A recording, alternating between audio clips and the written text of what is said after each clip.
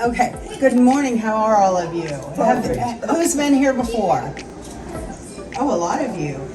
And I know you've served in the military, Army, and anyone else served in the military? Okay. Am I speaking loud enough? Okay.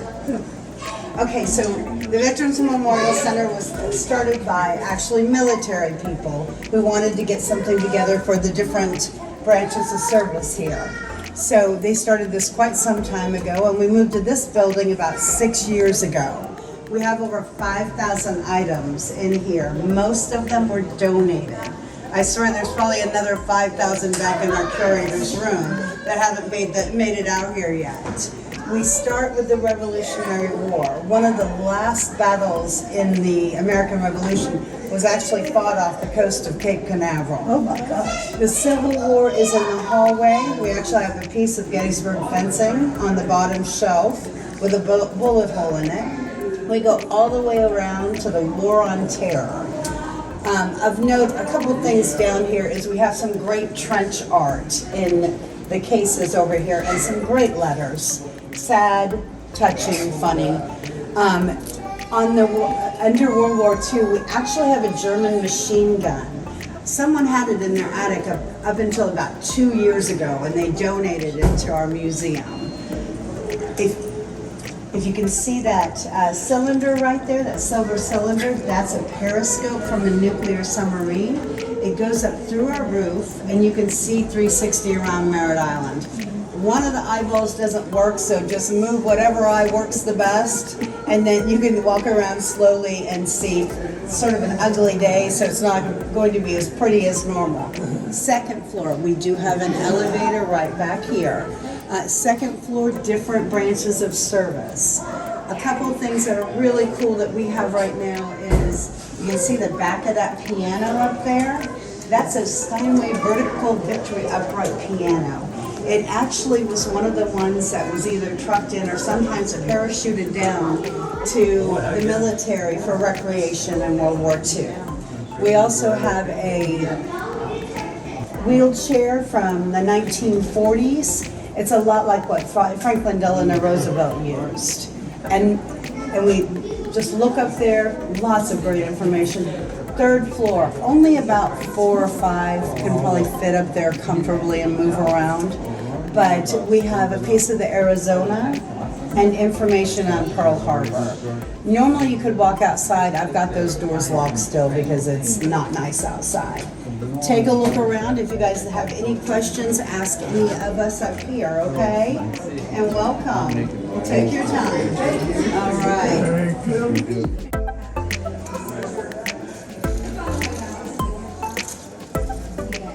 Wondrous, all that gear that they can walk.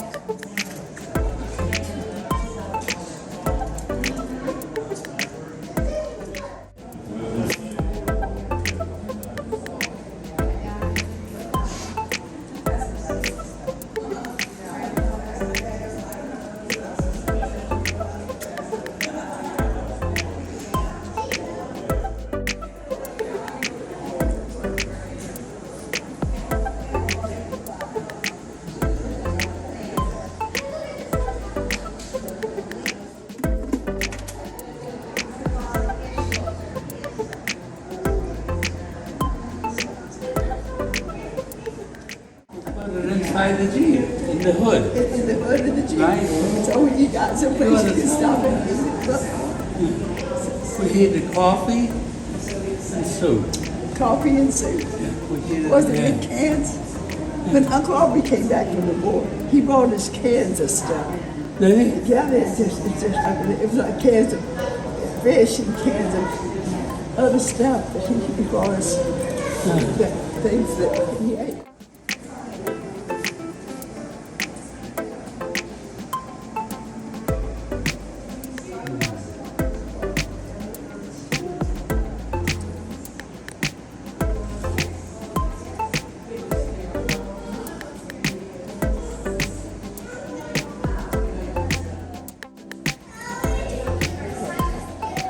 You go ahead and look at it. With your one eye.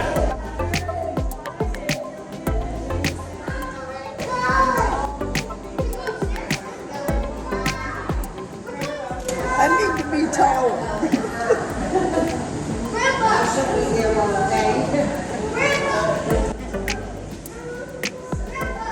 Good gosh almighty. Good gosh almighty.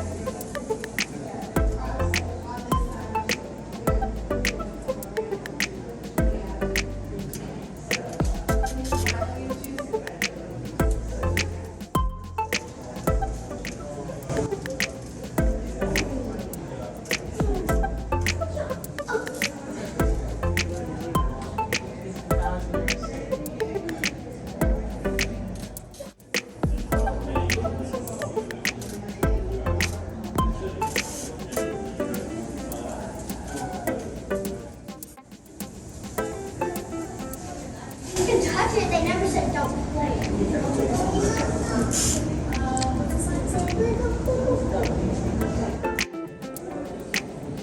Anderson, there's a big book up here you can read. I'm looking. Up here.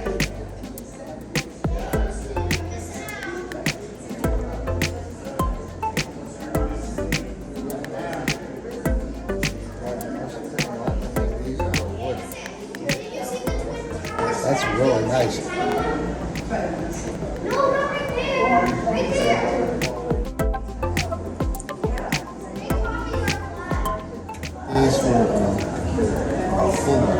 These were Claymore mines, and it says front towards the enemy. It's shaped like a little drive-in theater, and you'd always put them out when you were on guard duty. And then you had this little, they called it a placard, you'd squeeze it to detonate it towards the enemy, but every morning they would be turned around facing us. You never ever caught a DC coming up to turn it around. It's amazing how they could do that, sneak in without you knowing and turn it around, so you'd kill yourself if you squeezed it. And then these were smoke grenades. If we had a helicopter coming in to pick up somebody, you'd throw it so they would know where you are and what wind was blowing. And they had an M79 grenade launcher. And these are the shells that you shoot, 40 millimeter. We call them a blooper because that's the sound it just made, was a bloop when you fired it. And they didn't have a long range, but they were pretty effective.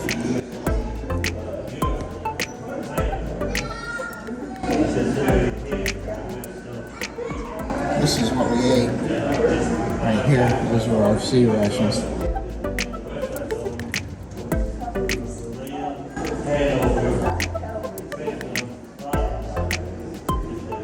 Over here.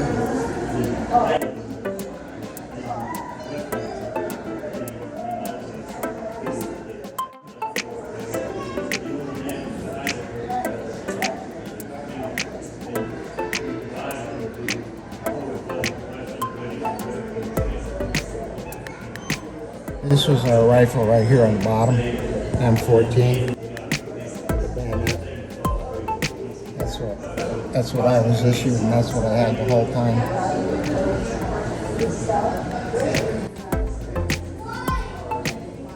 This is a lot about the dogs. We were very close at one time to a dog unit. You would have loved it there because it was all the dog handlers, and they had them housed in kennels there right by English fields and airfield. They were a very valuable asset, sniffing out things. And these B-52 bombers, they used to come by a little bit northwest of us, and they would drop bombs, especially at night, They just shake everything around all around you and light up the sky. It's pretty amazing to watch it happen.